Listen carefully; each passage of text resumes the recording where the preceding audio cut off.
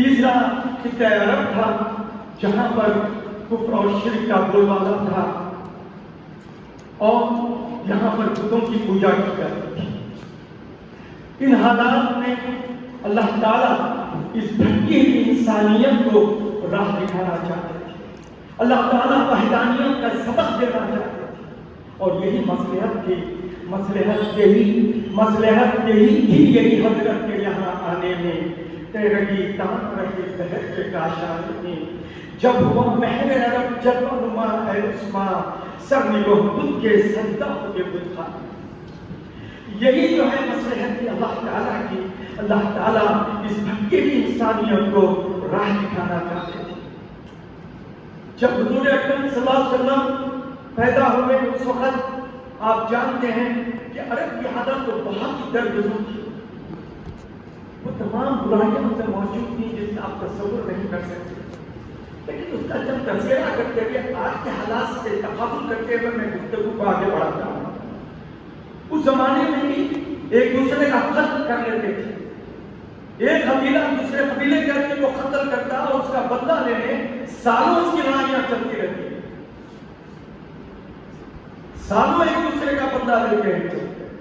آج بھی آپ دیکھ رہے ہیں، میں روز اخباروں میں پڑھتا ہوں، روز اخباروں کی زینت بنا ہوا ہے کہ روز کسی کی نہ کسی کا قتل ہو رہا ہے، یہ کسی تکلیف دے گا۔ آپ ذرا بتائیے، آج بھی جو ہے ہم اسی گمراہی میں مبتلا ہوتے ہیں۔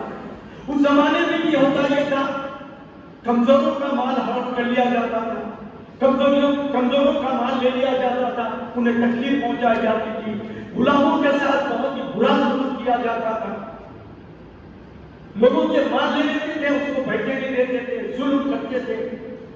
اور میں سمجھ رہا ہوں کہ آج بھی وہ ظلم باقی ہے، آج بھی ہم پیسے لیتے ہیں، لوگوں سے قرض لیتے ہیں، لیکن جب وہ واپسی کا مطالبہ کرتا ہے تو آپ کے تیور بدل جاتے ہیں، آپ کے طریقہ عمل بدل جاتا ہے۔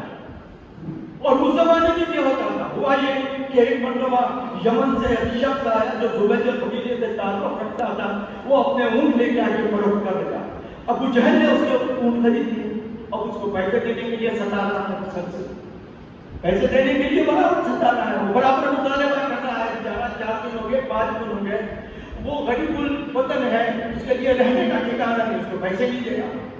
تو ہوا یہ مرتبہ جو ہے سرداران قریش مکے کے شہر میں بیٹھے گفتگو کر رہے تھے آپس میں، حضور اکرم صلی اللہ علیہ وسلم دور نماز پڑھ رہے تھے، تو ان کو تنزیہ انداز میں انہوں نے اس نے کہا کہ وہ شخص سے جاؤ، وہ تم کو پیسے دلا دے گا، وہ شخص آپ کو پیسے، وہ بیچارہ نیا والد تھا، وہ حضور سے جا کے ریکویسٹ کیا، حضور نے کہا چلو میرے سے، ابو جہل کے گھر پہ کھٹکا مارا، وہ باہر نکلا، دیکھا تو حضور اکرم صلی اللہ علیہ وسلم کھڑے ہوئے پریشان ہو گئے، اور اس نے کہا کہ صرف اتنا ہی کہا حضور نے کہ اس کے پیسے دے، وہ اندر سے گیا اور فوری پیسے لے کے آ کے دے دیا۔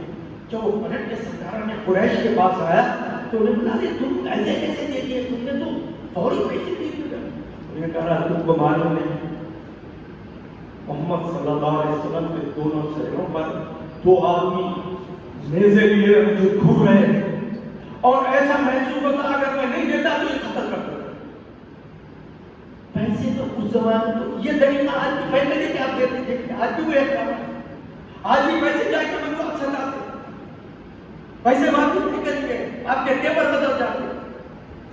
یہ جو برائیاں ہیں پھر ہم نے لوٹ کے آئے، ہم کو چاہیے کہ ان برائیوں کے ہم بچیں۔ چلیے پھر میں اپنی بات آگے بڑھاتا ہوں، میں اپنے عنوان پہ ہوا یہ بنا آہستہ آہستہ حضور اکرم صلی اللہ علیہ وسلم کو جب وحی نازل ہوئی، نبوت مل گئی۔ میں ان شارٹ بولتے جاتا ہوں کیونکہ میرا مضمون دوسرا ہے، میں اپنے مضمون پہ آنے سے پہلے ان شارٹ سے سناتے ہوئے آگے بڑھوں گا۔ نبوت ملی، حضور تبلیغ اسلام شروع کی، لوگوں میں جو ہے دین کی باتیں پہنچانے لگے، وحدانیت کی باتیں پہنچانے لگے، لوگوں کو نیک عمل کرنے کی تلقین کرنے لگے، آہستہ آہستہ لوگ اسلام لانے لگے۔ لیکن جب مسلمانوں کی تعداد بڑھنے لگی تو کفارہ نے مکہ کو پریشانی پیدا ہو گئی، ارے یہ تو وہ تعداد میں بڑھتے جا رہے ہیں، اب وہ ظلم و ستم شروع کر دیا، مسلمان ظلم کرنے لگے حد سے زیادہ۔ تو ہوا یہ کہ جب حد سے زیادہ ظلم ہوا तो पहली जो हिजरत हबशा की तरफ, उसके बाद हालात नहीं सुधरे, फिर दूसरी हिजरत मदीने की तरफ, इसलिए कि मदीने के लोगों ने इस्लाम को सीने से लगाया और तेजी से इस्लाम मदीने में फैलने लगा। और उन्होंने हुजूर अकरम सल्लल्लाहु अलैहि वसल्लम से आके गुजारिश की कि आप हमारे पास आए। फिर अल्लाह के हुक्म से इन्होंने मुसलमानों को भी दिया हुक्म कि आप लोग हिजरत कर जाइए, और जब अल्लाह का हुक्म आ गया तो हुजूर अकरम सल्लल्लाहु अलैहि वसल्लम ने भी मदीने की तरफ हिजरत फरमाई। लेकिन हिजरत फरमाने से पहले दो असहाब को आपने रोक लिया। एक थे हजरत अबू बकर सिद्दीक रज़ियल्लाहु अन्हु और दूसरे थे हजरत अली। हजरत अबू बकर सिद्दीक को इसलिए रोक लिया कि वो अपने सफर का साथी बना रहे थे, और हजरत अली को इसलिए रोक लिया कि वो जो अमानतें हुजूर के पास रखी हुई थी वो तमाम अमानतदारों को लौटाना चाहते थे, इसलिए कि हुजूर उस जमाने भी अपने अखलाक, अपने किरदार, अपने अमानतदारी की वजह से पूरे मक्के में अमीन के लक़ब से मशहूर थे। उन्होंने हजरत अली को ये जिम्मेदारी दी कि तुम ये तमाम अमानतें लौटा के जो है मदीने से तशरीफ लाए। लिहाजा लोग पहुंचे मदीने में, वहाँ जो है इस्तक़बाल किया गया हुजूर का। हज़रत अबू अय्यूब अंसारी रज़ियल्लाहु अन्हु के घर में पहले क़याम किए, फिर बाद में हुजूर के लिए मकानात तामीर के मदीने नबी की तामीर हुई, फिर वहाँ मुंतक़िल हुए। इस तरीके से इस्लाम फैलना शुरू हुआ मदीने में। फिर आप जानते हैं, सरसरी तौर पर कह रहा हूँ, फिर जंगें हुई, जंगे बदर हुई, जंगे खंदक हुई, जंगे अहद हुई, और ये तमाम जंगों के बाद हुआ ये कि आहिस्ता आहिस्ता जो है कुफारा ने कुरैश की भी कमर खुलना शुरू की और मुसलमान आगे बढ़ गए। अब जब काफी अर्सा हो गया तो एक मरतबा हुजूर अकरम सल्लल्लाहु अलैहि वसल्लम ने ख्वाब देखा कि वो अपने असहाब रसूल के साथ हरम शरीफ में दाखिल हो गए। हुजूर ने कहा, फिर उसने हुजूर प्रोग्राम बनाए, तमाम 1400 सहाबा के लिए ये जो है साथ पूरा होने के लिए ये जो है उम्रे के लिए रवाना हुए, और तमाम असहाब को उन्होंने बता दिया कि सब एहराम बांधेंगे और सिर्फ तलवार अपने पास रखेंगे, तलवार भी नायब में रहेगी, और अपने सामने अपने जो ऊँट थे सुबह करने के लिए कुर्बानी के ऊँटों को उन्होंने सामने रखा, ताकि लोगों की मालूम हो हम जंग के लिए नहीं आए हैं, हम उम्रे के लिए आए हैं। इस तरीके से हुजूर पहुंचे। जब मक्के के करीब पहुंचे तो उन्होंने एक साहबी को मक्के के हालात मालूम करने के लिए भेजा। मक्के के हालात मालूम करने के लिए उन्होंने आके इत्तला दी कि हुजूर के आने की इत्तला उन लोगों को हो चुकी है और वो जोर शोर से जो है जंग की तैयारियां कर रहे हैं। हुजूर ने मशवरा किया साहबा से। सिद्दीक ने कहा कि हम उम्रे की नियत से हमारे और काबे के बीच में अगर कोई घायल होता है तो हम बराबर से जंग करें। हुजूर ने हज़रत अबू बकर सिद्दीक की इस तजवीज़ को पसंद फरमाया और फिर आगे बढ़े, पहाड़ को जो है क्रॉस करके मैदानी इलाके में पहुंचे, जो लिबिया का इलाका है वहाँ पहुंचे। इस दौरान में हुआ ये कि उन लोगों ने हज़रत खालिद बिन वलीद को एक दस्ता देकर बोला कि मुसलमानों को रोकने के लिए भेजा, लेकिन हुजूर अकरम सल्लल्लाहु अलैहि वसल्लम अपना रास्ता बदलते हुए कुछ इस अंदाज में अचानक उसके सामने पहुंच गए। खालिद बिन वलीद जो अभी तक इस्लाम कबूल नहीं करे थे, वो पहले सरसीमा होकर घबरा गए और घबरा के फौरी मक्के की तरफ जाके हुजूर के पहुंचने की इत्तला दी। उसके बाद हुआ ये तो शुरू का सिलसिला शुरू हुआ और जो है वहां से असहाब आने लगे। लोगों ने जो है बोले कि आप जो है क्यों आए हैं, आगे पूछे। देखने में ऊँट के साथ है, कुर्बानी के ऊँट है, उम्रे की नियत से आया हूँ, मेरा इरादा कोई लड़ाई झगड़े का नहीं। इस तरीके से मुख्तलिफ असहाब आते रहे और जो है गुफ्तगू होते रही और वो लोग जाके जो है इत्तला दिए कि भाई नहीं लड़ाई झगड़े के लिए नहीं आए हैं, वो उम्रे के लिए आए। मैं वो जब मैं आपको शॉर्ट करते जा रहा हूँ क्योंकि और जो करते हैं तो जो है ये हुआ। आखिर में हुआ ये कि हुजूर एक सहाबी को एक ऊँट दिए اور ان کو جا کے بولے تھے کہ وہ ہم یہ اونٹ ہیں ہمارے، یہ قربانی کے اونٹ ہیں، ہم دے کے آئے ہیں، بڑے کے لیے شرط و تنازع تو ہم کہہ رہے تھے، آپ کو بتا رہے اس زمانے میں شرط و تنازع تھے. وہ لوگ کیا کیے، اس شخص وہ اونٹ کو ذبح کر دیا، اور اس شخص کو جس کو حضور نے اس کو شہید کے لیے بھیجایا تو اس کو بھی قتل کرنا چاہتے تھے، لیکن ایک قبیلے کے لوگ، میں نام بھول رہا ہوں، وہ لوگوں نے اس کو بچا کے اس کو واپس بھیجا دیا. انہوں نے آ کے تمام حالات بتا دیے کہ بھائی جو یہ ہم کریں. پھر حضور اکرم صلی اللہ علیہ وسلم نے یہ کہا کہ حضرت حضرت عمر کو بھی جانا چاہتے ہیں، بولے کہ تم جاؤ، تم جا کے جو ہے ابو سفیان سے ملو اور جو ہے ہم بتاؤ کہ ہم صرف عمرے کے لیے آئے ہیں، ہمارا مقصد جو ہے جب جدل کرنا. حضرت عمر نے کہا کہ دیکھیے یا رسول اللہ، میں بنی علی کا آدمی ہوں، میرے قبیلے کے بہت کم لوگ ہیں، بہتر یہ ہے کہ حضرت عثمان کو. حضرت عثمان بنی امیہ کے تھے، اور بنی امیہ کے کافی لوگ بھی مکے میں موجود تھے، اور کوئی طاقتور قبیلہ. حضور کو یہ تجویز پسند آئی اور انہوں نے جو ہے حضرت عثمان رضی اللہ عنہ کو بھیجا. اب جناب حضرت عثمان پہنچتے ہی ان کے قبیلے کا ایک آدمی ہے، اس کا بھی نام بھول رہا ہوں، وہ آدمی جو ہے فوری اپنی حمایت میں لے لیا، جو بنی امیہ سے ہی تعلق تھا، وہ جو ہے فوری اب حضرت ابو سفیان کے پاس لے کے گیا. حضرت ابو سفیان نے کہا کہ جو ابھی تک اسلام نہیں لائے تھے، انہوں نے کہا کہ نہیں، ہم اجازت نہیں دیں گے، آپ اگر چاہیں تو آپ کر لے سکتے ہیں. انہوں نے کہا کہ میں رسول اللہ کے بغیر میں نہیں کر سکتا. تو ذرا ناراض ہو گیا اور ان کو روک دیا. اس دوران میں جب کافی دن ہو گئے حضرت عثمان پلٹ کے نہیں آئے تو یہ افواہ پھیل گئی کہ حضرت عثمان کو قتل کر دیا. جیسا ہی یہ معلوم ہوا، حضور اکرم صلی اللہ علیہ وسلم نے ایک جھاڑ کے نیچے تمام اصحاب سے بیعت میں کہا کہ ہم اس وقت تک یہاں سے نہیں جائیں گے جب تک ہم عثمان کا جو ہے بدلہ نہیں لیں. اور تمام صحابہ نے حضرت حضور اکرم صلی اللہ علیہ وسلم کے ہاتھ پہ بیعت. اس دوران میں ابھی یہ بیعت چلی نہیں تھی کہ حضرت عثمان رضی اللہ عنہ پہنچ گئے اور انہوں نے بھی بیعت کی، اور اسی کے اوپر وہ دین نازل ہوئی کہ اللہ تعالیٰ نے اس سے بہت خوش ہوا مسلمانوں سے جو جھاڑ کے نیچے آپ سے بیعت دے رہے تھے. اللہ تعالیٰ بہت خوش ہوا ان سے، اور اللہ نے کہا کہ دنوں میں تمہارے لیے بہت فتح مبین ہوگی.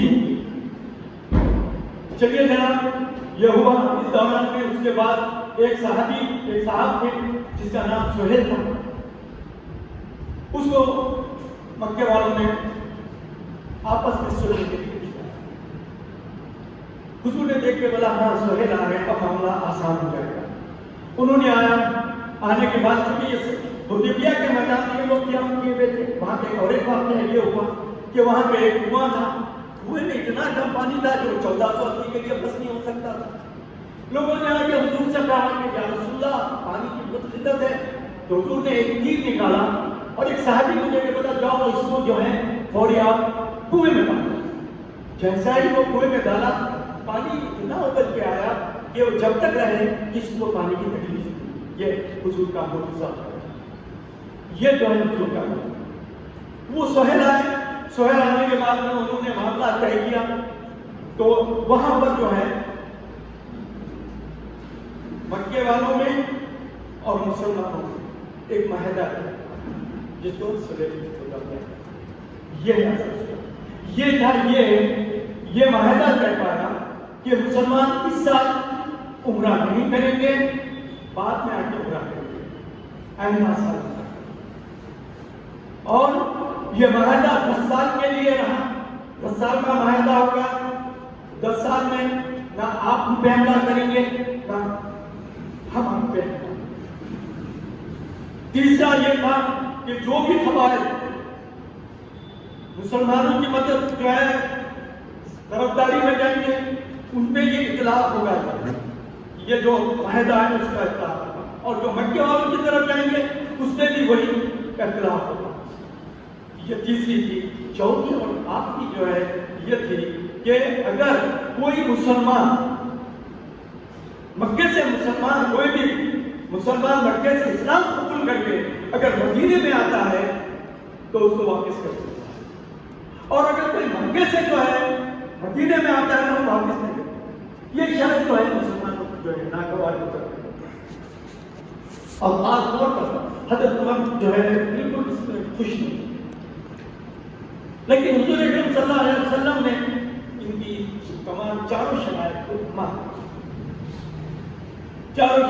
مان لیا، معاملہ طے ہو گیا۔ ابھی یہ معاملہ چل ہی رہا ہے کہ سہیل کے ایک بیٹے تھے جندل، ابو جندل نام تھا ان کا، وہ جو ہے بھاگ کے آیا اور آ کے کہنے لگے کہ میرے پہ ظلم و ستم ہو رہا ہے اور میں آپ لوگوں سے گزارش کرتا ہوں کہ آپ لوگ مجھے یہاں پناہ دیں۔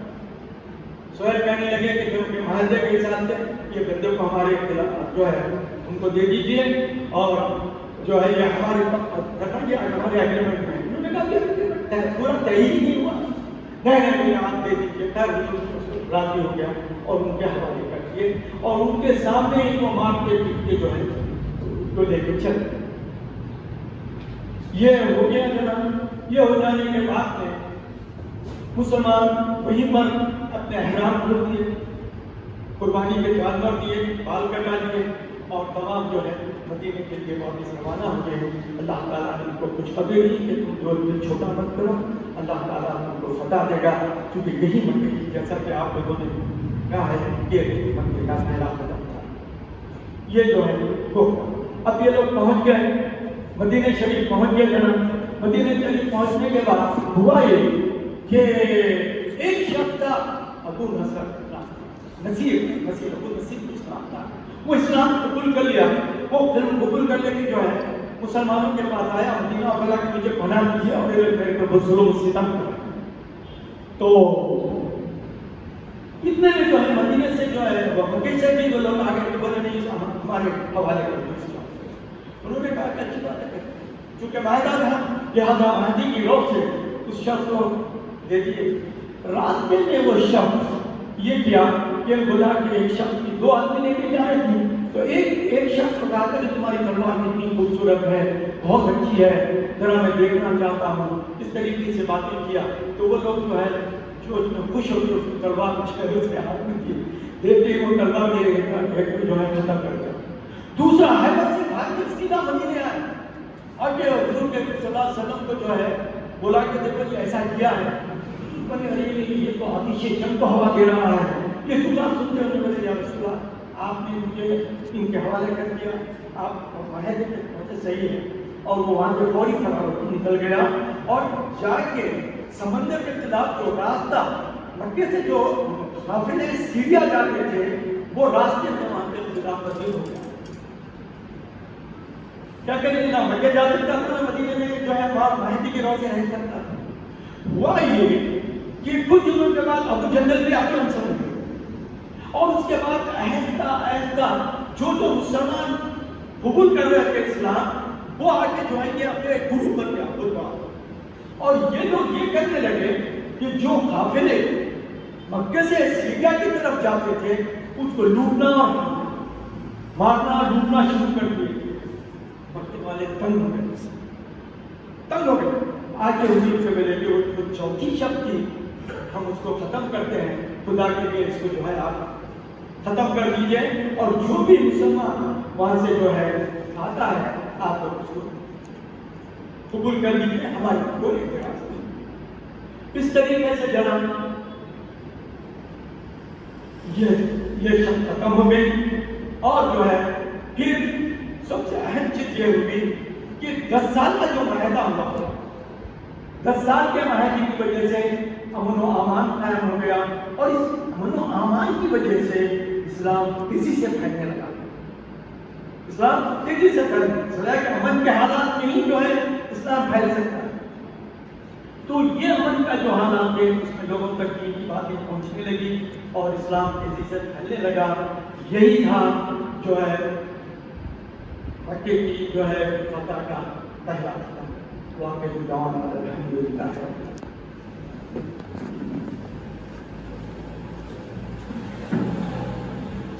جناب مرزا یوسف بیگ صاحب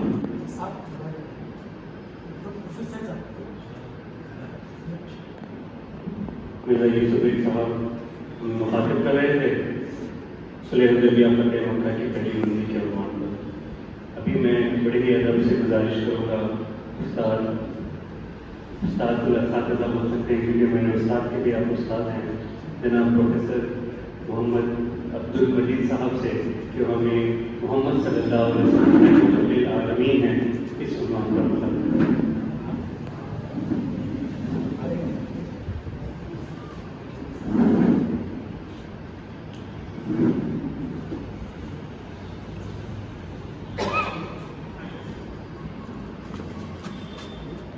السلام علیکم ورحمۃ اللہ وبرکاتہ. الحمد للہ رب العالمین والصلاة والسلام على اشرف الانبیاء والمرسلین وعلى آلہ وصحبہ اجمعین ومن تبعهم بإحسان إلى يوم الدين. اما بعد اعوذ باللہ من الشیطان الرجیم. بسم اللہ الرحمن الرحیم.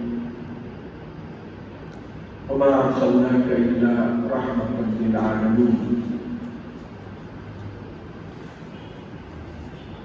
لائق کرام صدر محفل راجب تشریف فرما علماء و دانشور حضرات، بزرگوں دوستوں،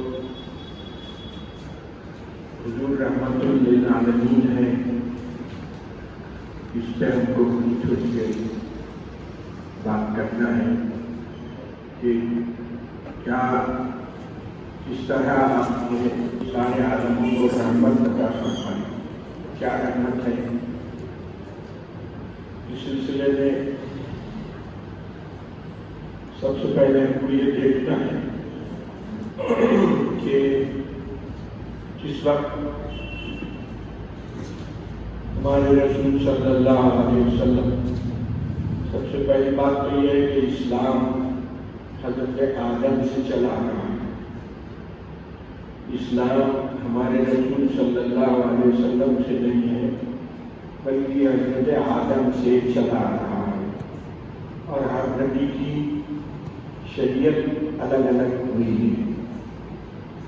ہمارے رسول صلی اللہ علیہ وسلم کی شریعت محمدیہ علی صاحبہ افضل الصلاۃ والتحیہ، شریعت محمدیہ محض چل رہی ہے، ورنہ اسلام تو حضرت آدم سے چلا رہا.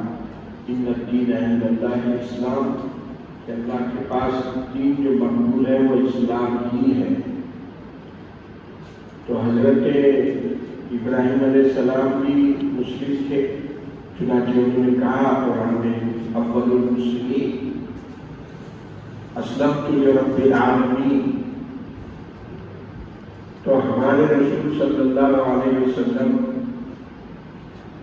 کی بعثت سے پہلے دنیا کا جو حال تھا وہ تاریخ کی کتابوں میں لکھا گیا ہے کہ بڑا برا حال تھا، ہر اعتبار سے، سیاسی اعتبار سے، مذہبی اعتبار سے، سماجی اعتبار سے بہت برا حال تھا.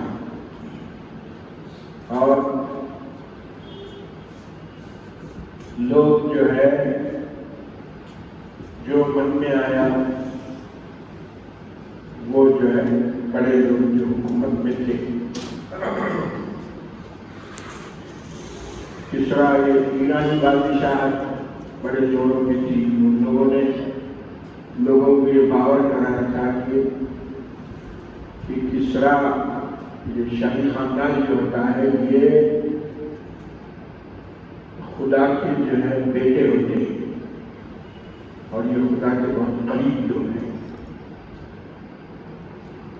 اور اس کا اندازہ ہم کو اس سے بھی صحیح ہوتا ہے کہ خود قرآن مجید میں ہے کہ ان الذین قالوا، کہ جو لوگ یہودی تھے، النصارہ تھے، وہ لوگ یہ کہتے تھے کہ نحن ابناء اللہ و احباؤہ، ہم اللہ کے محبوب لوگ ہیں اور اللہ کے بیٹے ہیں.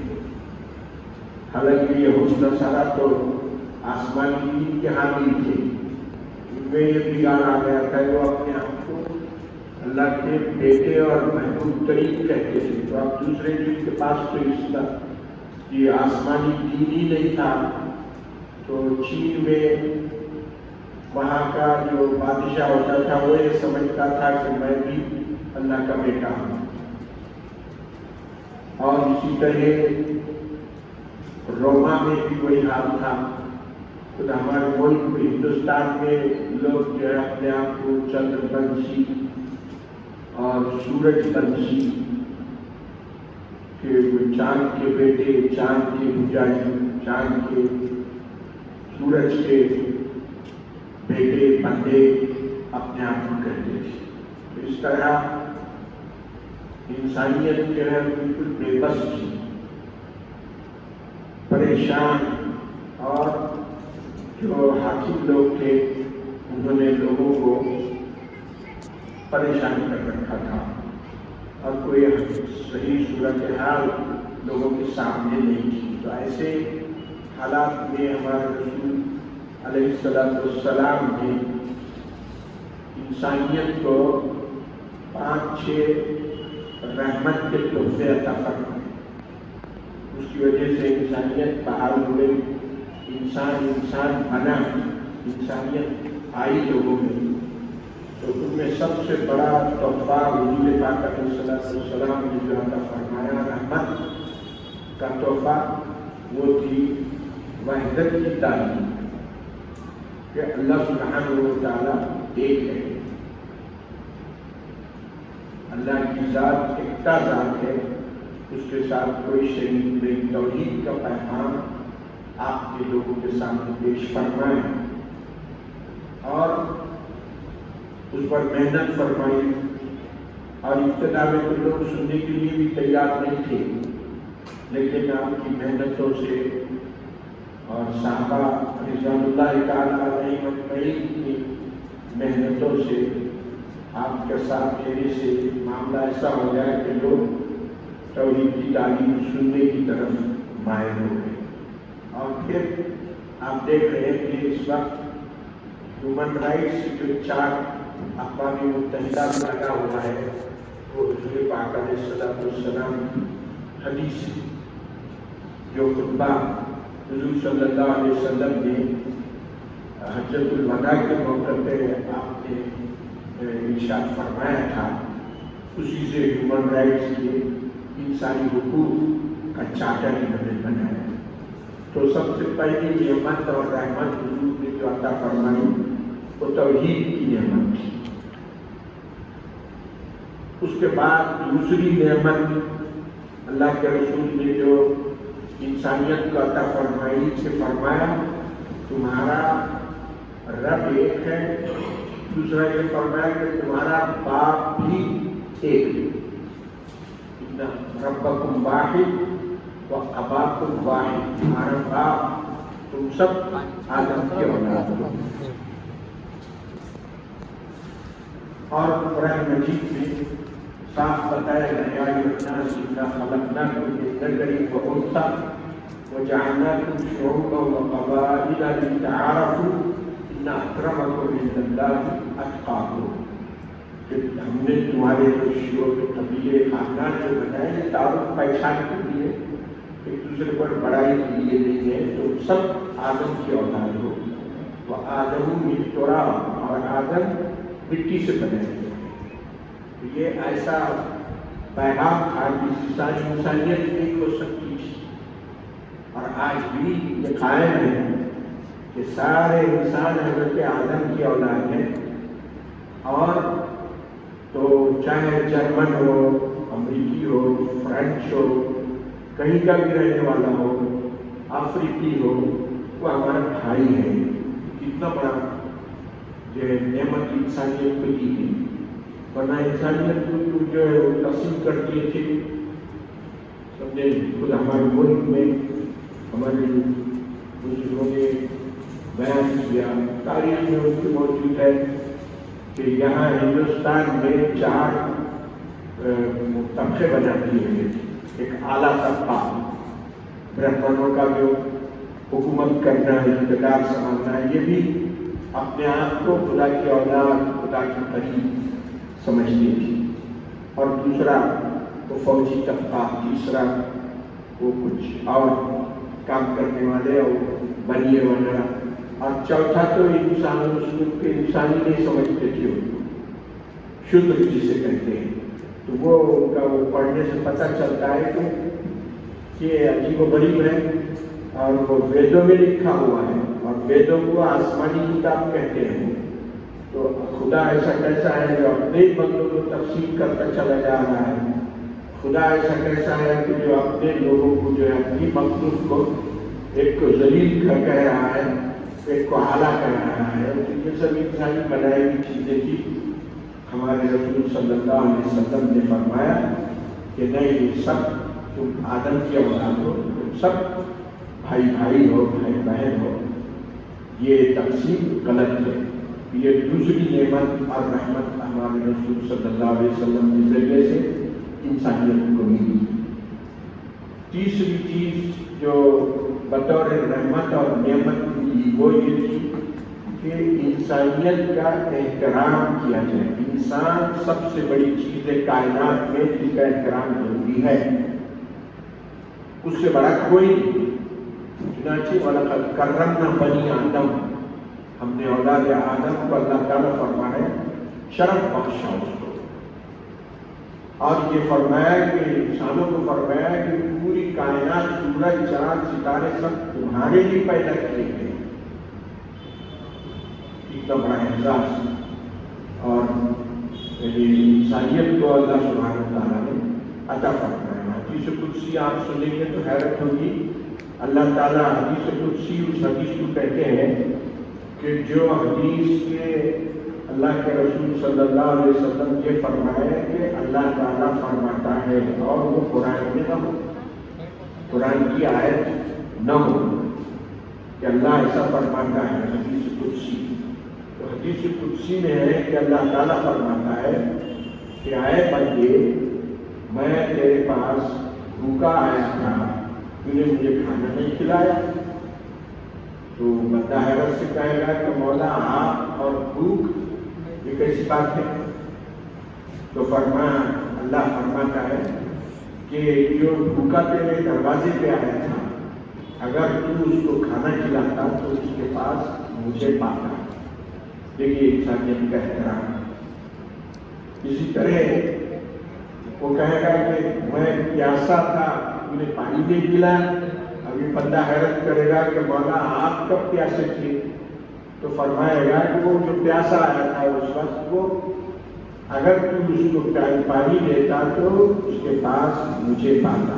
और हदीस पाक में है कि हुजूर फरमाते हैं कि अल-खल्क़ु अयानुल्लाह, मखलूक अल्लाह का कुंबा है।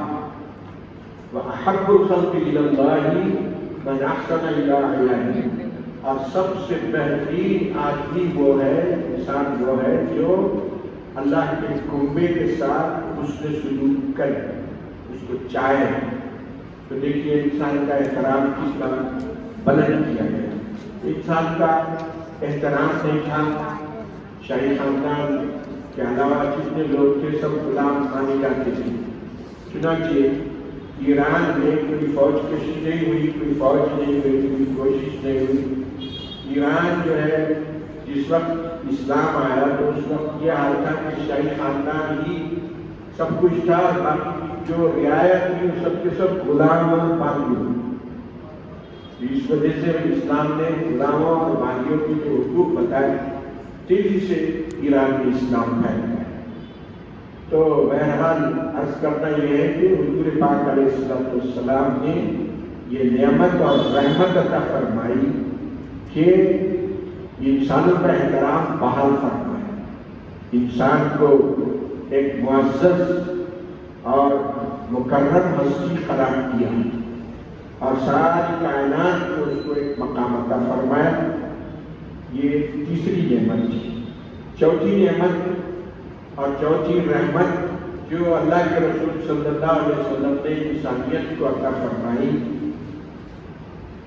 वो मायूसी से नजात दिलाई। यानी उस जमाने में ईसाई तालीमात के मुताबिक ये था कि इंसान जो है وہ جو گناہ حضرت آدم نے کیا اس کی وجہ سے انسان یعنی کہ مایوس تھا، اور حضرت عیسیٰ علیہ السلام نے اپنے آپ کو سولی پہ چڑھا کے ان کے عقیدے کے مطابق سولی پہ چڑھا کے وہ بلیدان کیا، ان کی یعنی انسانیت کی یعنی سے فدیہ کیا، اور انسان جو ہے گناہگار اور مایوس، رسول پاک علیہ السلام نے قرآن مجید میں صاف ارشاد فرمایا گیا لا تقنطوا من رحمت اللہ، اللہ کی رحمت سے مایوس مت ہو جاؤ۔ اور انسان مختار کل ہے، وہ اپنے آپ کو اچھا بھی بنا سکتا ہے، برا بھی بنا سکتا ہے، اور توبہ کا تقاضا رسول پاک علیہ السلام نے کھولا اور فرمایا کہ آپ نبی التوبہ کہلائیں اور توبہ کرنے کی فضیلتیں آئیں گی۔ تو اس طرح انسان مایوسی سے نجات پا گیا اور عمل کے راستے میں جدوجہد اس نے شروع۔ پانچویں رحمت ہمارے رسول صلی اللہ علیہ وسلم کے ذریعے سے اللہ تعالیٰ نے انسانیت کو یہ عطا فرمائی کہ اس میں پہلے جو ہے دین اور دنیا الگ الگ سمجھے جاتے ہیں، یہ دین کا کام، یہ دنیا کا کام۔ خاص طور پر عیسائیوں نے یہ ذہن بنا دیا تھا کہ دین الگ دنیا الگ، جس کو دین کرنا ہے وہ دیندار بنے، پہاڑ پہ جائے اور رہبان بنے، راہب بنے، عبادت میں لگے رہے، دنیا سے کوئی تعلق نہیں۔ اور جو دنیا دار ہے وہ دین کی طرف لگے کہ دنیا میں اپنے خواہشات حیوانیت چلاتا رہے اور من مانی جو ہے اس کو آزادی بے لگام جو چاہے کرے۔ تو اس طرح اس کو جو ہے ایک دنیا دار جو ہے وہ دیندار نہیں۔ حضور پاک علیہ السلام نے فرمایا نہیں، یہ غلط ہے۔ اسی کو ہمارے مولانا روم نے فرمایا چیز دنیا خدا حافظ خدن نے بیماروں رکراؤ فرزند زن۔ یہ دین دنیا کا جو فرق ہے اور یہ فلسفے میں جو عیسائیت گم ہو گئی تھی، حضور پاک علیہ السلام نے ان کو نعمت عطا فرمائی کہ دین اور دنیا الگ نہیں ہے۔ دین دنیا کے کام کو اگر دین کی نیت سے کرو گے وہی دین ہے، دنیا اور دین الگ نہیں۔ فرمایا دنیا مزرعۃ الآخرہ، یہی دنیا تو ہے جس سے ہم کو آخرت کمانا ہے، تو یہ الگ کیسے ہو سکتا ہے؟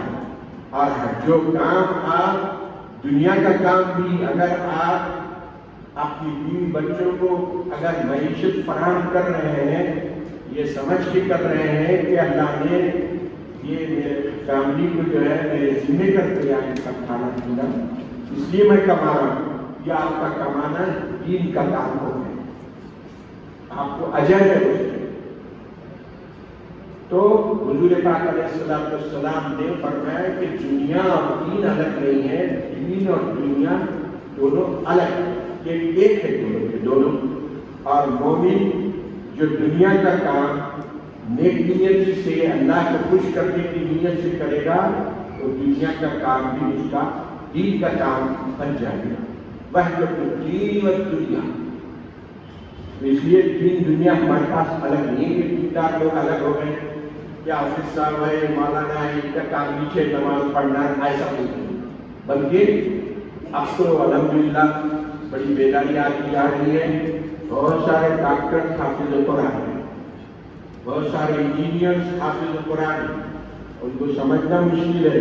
دیکھے تو آپ کو دیکھتے ہیں وہ انجینئر، لیکن دیکھے تو ایسا محسوس ہوتا ہے کہ وہ بالکل مولانا ہے، حافظ قرآن ہے۔ تو نوجوانوں کا یہ دماغ بن گیا آج کل کہ الحمدللہ کہ دین جو ہے ہماری ضرورت ہے اور اس کو اپنانا ہے، ہر ایک کا کام ہے، صرف مولانا اور حافظ لوگوں کا کام نہیں ہے، یہ ہر ایک کی ضرورت ہے۔ تو اللہ کے رسول صلی اللہ علیہ وسلم نے یہ نعمت ہم کو عطا فرمائی، دین اور دنیا کی وحدت کا نظریہ کیا، جس کی وجہ سے جو ہے ہر آدمی دیندار بنے، ہر آدمی دنیا دار بھی ہے، دیندار بھی ہے۔ اگر जैसे मौलाना रूम ने कहा है कि चीज दुनिया खुदा गाफिल बुदन, दुनिया क्या है? खुदा से गफलत का नाम है। अगर किसी के पास बहुत ज़्यादा दौलत है, उसके बावजूद भी वो गाफिल नहीं है, अल्लाह की तरफ रुजू है, तो वो माल और दौलत उसकी ऐन दीन है। ये नेमत हमारे रसूल सल्लल्लाहु अलैहि वसल्लम के ज़रिए से मिली। और एक नेमत हमारे रसूल सल्लल्लाहु अलैहि वसल्लम के ज़रिए से बतौर रहमत हमको ये अता की गई कि हुजूर पाक अलैहिस्सलाम की बैसत के वक्त लोग जो अपनी ज़िंदगी का मकसद बिल्कुल मामूली चीज़ों को बनाए हुए थे। कोई ये समझ रहा था कि बेटा दौलत समेट लिया मैं तो बस हो गया मकसद मेरा हासिल। कोई ये समझ रहा था कि मैं इख्तिदार हासिल कर लिया, बस मकसद ज़िंदगी हासिल हो गया। अब जैसे हम लोगों में से भी बहुत सारे ये समझते हैं मेरा बाप काजी है, मैं भी काजी बन गया तो मेरी ज़िंदगी का मकसद है। हुजूर ने फरमाया कि ये नहीं है, ज़िंदगी का मकसद इंसान के ये नहीं है, बल्कि ज़िंदगी का मकसद ये है कि अल्लाह ताला को राज़ी करना और उससे राज़ी होने की ज़िंदगी गुजारना, ये मकसद ही ज़िंदगी है। तो उसके खातिर अल्हम्दुलिल्लाह पूरे आलम में जब ये बात तय हो गई, हुजूर ने जब ये इरशाद फरमाया कि हमारी ज़िंदगियों का मकसद माल जमा करना नहीं है, हमारी ज़िंदगियों का मकसद इख्तिदार हासिल करना नहीं है, हमारी ज़िंदगियों का मकसद कोई मखसूस पेशा हासिल करना नहीं है, बल्कि हमारी ज़िंदगियों का मकसद अल्लाह सुब्हानहू व तआला की रज़ामंदी की ज़िंदगी गुजारना है, अल्लाह को राज़ी करना है और खुद अल्लाह से राज़ी होना है और इस तरह दुनिया और आखिरत की सआदत हासिल करना है। ये मकसद तय हो गया। अब इसके बाद अल्हम्दुलिल्लाह इस्लाम की जो बहार आई और उसके बाद अहले इस्लाम ने जो मेहनतें की, जगह जगह आप देखेंगे कि मस्जिदें बन गई, जगह जगह खैर के इदारे बन गए, जगह जगह खानकाहें बन गई, जगह जगह अहले इल्म अहले खैर आम हो गए, पूरी दुनिया में फैल गए और फैल के खैर के काम बेहिसाब होने लगे। और मकसद चूँकि अल्लाह को राज़ी करना था, इसलिए खुलूस और इखलास से हमारे मुल्क में भी औलिया किराम ने, उलमा ने ऐसी मेहनतें की जनाब के सारे मुल्क में खैर के इदारे आम हो गए और इंसानियत को फ़ायदे की चीज़ें होने लगी। इंसानियत के साथ हमदर्दी, मेहरबानी, अदल व इंसाफ, भलाई की तालीम आम हो गई। ये हमारे रसूल सल्लल्लाहु अलैहि वसल्लम की दी हुई नेमत, रहमत। इस तरह हमारे रसूल सल्लल्लाहु अलैहि वसल्लम नबी रहमत है और रहमतुल लिल आलमीन है, क्योंकि आपका दीन सारी इंसानियत के लिए हुदल लिन्नास, ये सिर्फ मुसलमानों के लिए, अरबों के लिए या जो है किसी और कौम के लिए नहीं है, बल्कि सारी इंसानियत के लिए हमारे रसूल का पैगाम, रहमत का पैगाम है। जो भी आएगा हुदल लिल मुत्तकीन कुरान मजीद में ज़रूर कहा गया है, मगर उसका मतलब ये है कि जो लोग इस रास्ते को इख्तियार करना चाहते हैं उनके लिए ये हिदायत बनता है और हिदायत की तौफीक उसको होती है। जो हिदायत का रास्ता इख्तियार नहीं करना चाहता तो फिर वो ये कुरान मजीद उसको हिदायत के काम नहीं देगा। तो ये हमारे रसूल सल्लल्लाहु अलैहि वसल्लम की रहमतें सारी इंसानियत को, आज भी ये रहमतें अगर अपनाए पूरी इंसानियत तो ही उसको सुकून मिलेगा। अगर इन उसूलों से हट गया और फिर जो है वो ख़ानदान परस्ती और वो दौलत परस्ती, इख्तिदार परस्ती की तरफ जाएंगे तो जंगल का हाल हो जाएगा। फिर जैसे शेर होता है जंगल का बादशाह और लूट मार करता है, वो जो चीर फाड़ करता है, वो हाल हो जाएगा। तो आज की इंसानियत अगर इन हुजूर की रहमतों को अपनाती है तो वही उसको दीन दुनिया की सआदत और राहत नसीब होगी। इससे हटेंगे तो सिवाय दरिंदगी के कुछ नहीं होगा। जो आप लोग देख रहे हैं कि कैसा बेदर्दी से कत्ल कर रहे हैं, और वही नहीं, उनको अल्लाह रसूल का, अल्लाह का डर ही नहीं है उनके सीनों में, दिल जो है दिल नहीं है उनके सीनों में, बल्कि वो जो है दरिंदों का दिल, भेड़िए का दिल है।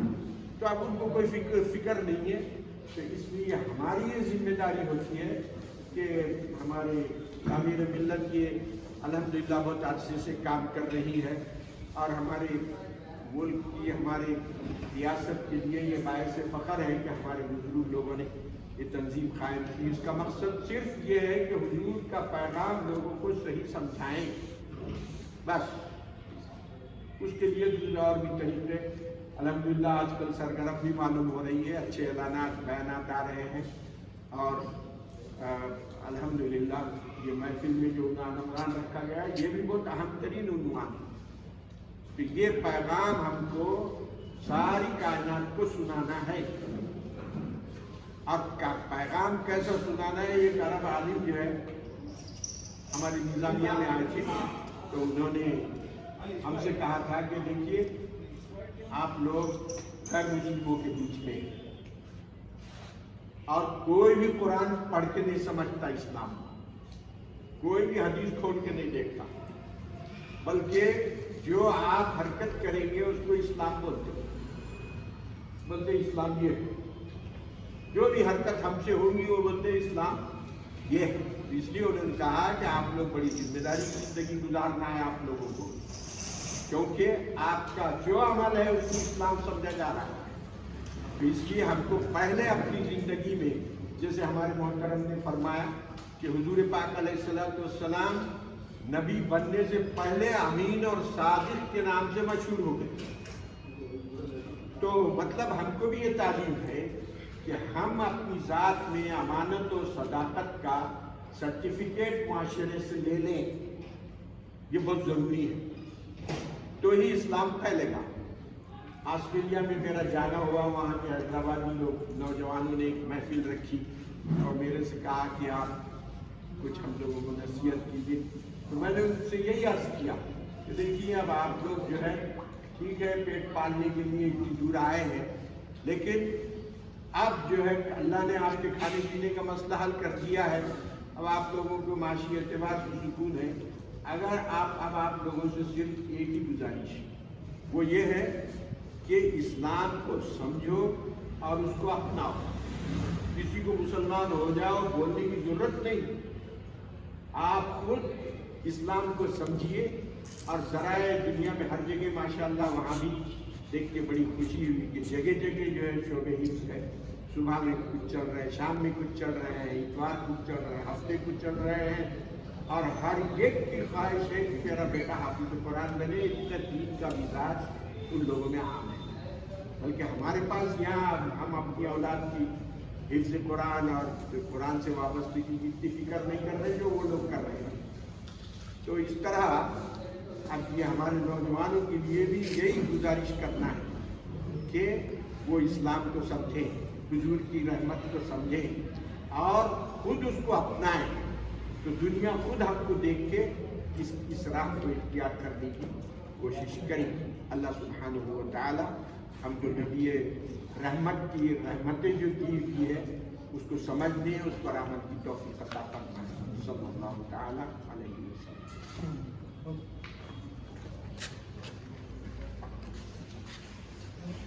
का चलेगा अभी काम जनाब प्रोफेसर अब्दुल मजीद साहब कर रहे थे।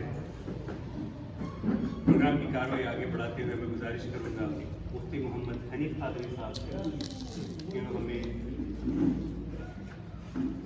क़ुव्वत इश्क़ से नफ़स को बाला कर दे के माफ़ खातिर करें।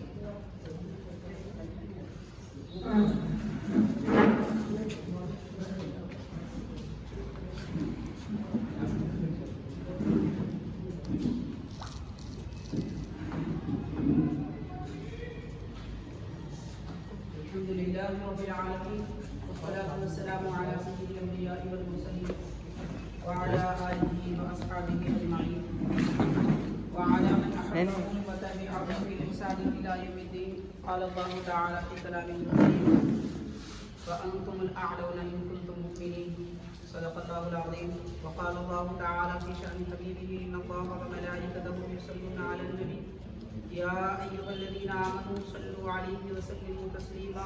अल्लाहुम्मा सल्लि अला सय्यिदिना सय्यिदिना हबीबिना मौलाना मुहम्मद व وعلى آله وصحبه أفضل صلواتك وعدد معلوماتك وبارك وسلم. محترم المقام صدر محفل و معزز مکرم دانشور حضرات، حضرت علامہ مولانا پروفیسر ڈاکٹر عبدالمجید صاحب اللہ دامن برکاتہ و معزز حاضرین، السلام علیکم ورحمۃ اللہ وبرکاتہ. تعمیر ملت کی اس محفل سیرت کے جلسے میں آخر کو عنوان دیا گیا ہے قوت عشق سے ہر قصد کو بالا کر دے. علامہ اقبال علیہ رحمۃ و رضوان کے شعر کا ایک مصرع یہ امت مسلمہ کو جو اللہ تبارک و تعالیٰ اور نبی پاک صلی اللہ علیہ وسلم سے گہرا تعلق رکھنے سے دور ہو چکی ہے، انہیں ان کی پرانی زندگی کی طرف لوٹانے کی طرف ابھارتا ہے.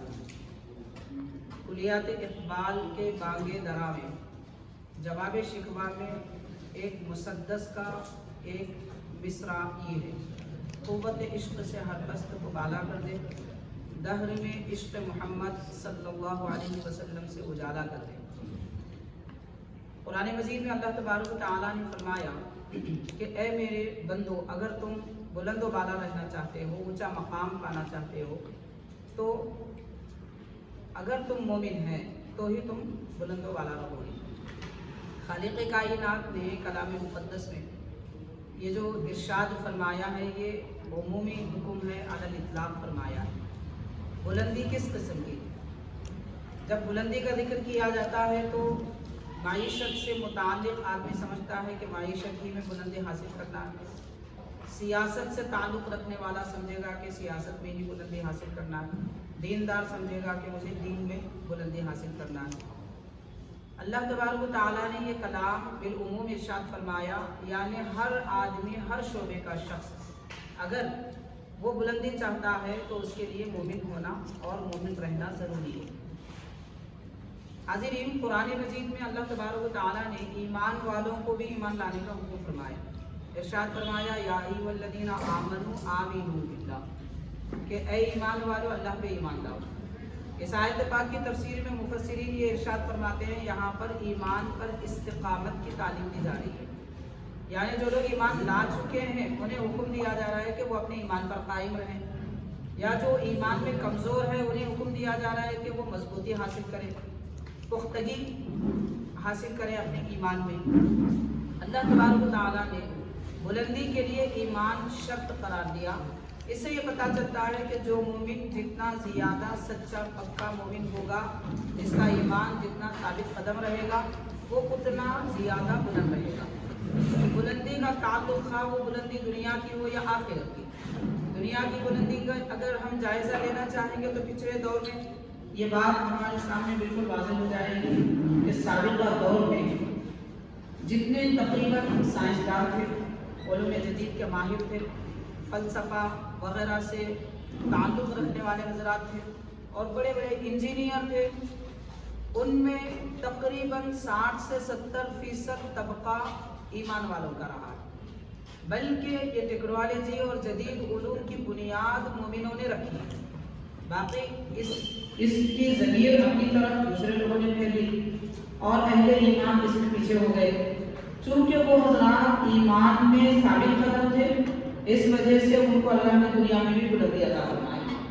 آخرت کی بلندی اگر جاننا چاہتے ہیں، اللہ تبارک و تعالیٰ یہ فرما رہا ہے کہ تم ہی بلند ہو اگر مومن ہو. جیسا کہ حدیث پاک میں آتا ہے، جامع ترمذی کی حدیث ہے کہ جنت میں رہنے والے سب سے نچلے درجے کے لوگ اپنے سے اوپر والے درجے والوں کو ایسے دیکھیں گے جیسے کہ زمین والے ستاروں کو دیکھتے ہیں. یعنی جنت کے 7 طبقات، ہر طبقے کے درمیان میں زمین و آسمان کا فاصلہ رہے گا. تو آخرت کی بلندی بھی ملے گی تو مومن کو، اور دنیا کی بلندی ملے گی تو بھی یہ ایمان اس کے لیے شرط ہے. اور یہ ایمان کہتے کس کو؟ یہ آیت کریمہ اور صحیح بخاری وغیرہ کی حدیث پاک میں بڑی مشہور حدیث پاک نبی پاک صلی اللہ علیہ وسلم نے فرمایا لا یؤمن احدکم حتی اکون احب الیہ من والدہ وولدہ والناس अजमाइन कि तुम में कोई मोमिन नहीं होगा जब तक कि नबी पाक सल्लल्लाहु अलैहि वसल्लम ने फरमाया कि मैं उसके पास उसकी औलाद, उसकी जान माल और तमाम लोगों से, उसके माँ बाप से बढ़कर ज़्यादा महबूब ना हो जाऊँ। तो ये आयत करीमा और ये हदीस पाक से ही बुखारी की अल्लामा इकबाल के इस मिसरे और शेर को समझना है तो ये आयत करीमा का गोया खुलासा है, आयत करीमा की गोया की तफसीर है।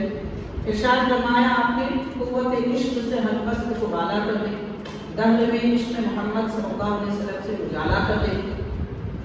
शेर का मफहूम मतलब क्या है तो हम इंशाअल्लाह अर्ज करेंगे। उससे पहले चंद बातें इसके मुताबिक मैं अर्ज करना चाहूँगा कि ये लफ्ज़ इश्क है क्या। आदि लफ्ज़ इश्क ज़बान अरबी का लफ्ज़ भी है, उर्दू में भी इस्तेमाल होता है, फारसी में भी इस्तेमाल होता है, हिंदी ज़बान में भी इस्तेमाल होता है, लेकिन कुरान मजीद में कहीं भी इश्क का लफ्ज़ नहीं है। अलबत्ता बाज़ अहादीस शरीफा जो सियासत के अलावा हैं, मजामी जिसे हम कह सकते हैं या मसानीद कह सकते हैं, इस किस्म की आखिर अहादीस में कहीं कहीं एक आध मकाम पर इश्क का लफ्ज़ मिलता है, खा वो किसी भी शहर में हो, फेल की शक्ल में हो, इश्क की शक्ल में हो, किसी भी शक्ल में हो, लेकिन इश्क का लफ्ज़ कहीं कहीं मिलता है। उसके अलावा अरब और शुआरा ज़माने कदीम में लफ्ज़ इश्क इस्तेमाल करते थे, जैसा कि शेर है उसके मिसरा है वली नासिफीमा याशिकुना मवाहिबु, यानी लोग जिससे उल्फत रखते हैं उनका अपना एक मज़हब होता है, उनका अपना एक तौर तरीका होता है। तो लफ्ज़ इश्क अरबी में भी इस्तेमाल हुआ है, ज़बान उर्दू और फारसी में भी इस्तेमाल होता है, लेकिन हज़रत सैयद अब्दुल कादिर जिलानी ईरानी रहमतुल्लाह अलैह क़द्दसल्लाहु सिर्रहु अपनी किताब फुतूहुल गैब में और आपकी सीरत पर लिखी गई बड़ी मशहूर किताब है फदाइल जवाहिर, उसमें आपके अक़वाल और आपके मलफूज़ात भी हैं। उसमें आप ये बयान फरमाते हैं कि मोहब्बत के 10 दर्जे, मोहब्बत के 10 दर्जे हैं। इब्तिदाई कैफियत का नाम हुब है और इंतहाई कैफियत का नाम इश्क है। तो मतलब ये हुआ कि मोहब्बत का आखिरी मकाम जो होता है वो इश्क है। उसके बाद आप आगे फरमाते हैं ये इश्क का जो मर्तबा और दर्जा होता है इसमें सोजिश होती है और इसमें खुद को फना करने का मकाम होता है। अल्लामा इकबाल रहमतुल्लाह अलैह फरमा रहे हैं कुव्वत इश्क से हर वक्त को वाला करते मोमिन को आप बुला रहे हैं। इससे पहले के मिसरों में आपने ये कहा कि तू वो खुशबू नहीं है जो किसी गुंजे में बंद हो जाए, और बल्कि तेरा काम तो ये है कि हवाओं के दोष पर सवार होकर अपना सफर जारी रख। उसके बाद आगे फरमाते हैं कुव्वत इश्क से हर वक्त को वाला कर दे। मतलब ये हुआ कि आप ये बताना चाहते हैं कि जब तक इंसानियत में और मोमिनों में इश्क बाकी है तब तक वो बुलंद रहेंगे। बालाई मंजिल हासिल करने के लिए इश्क और मोहब्बत बुनियाद है, लेकिन ये इश्क और मोहब्बत किसकी हो?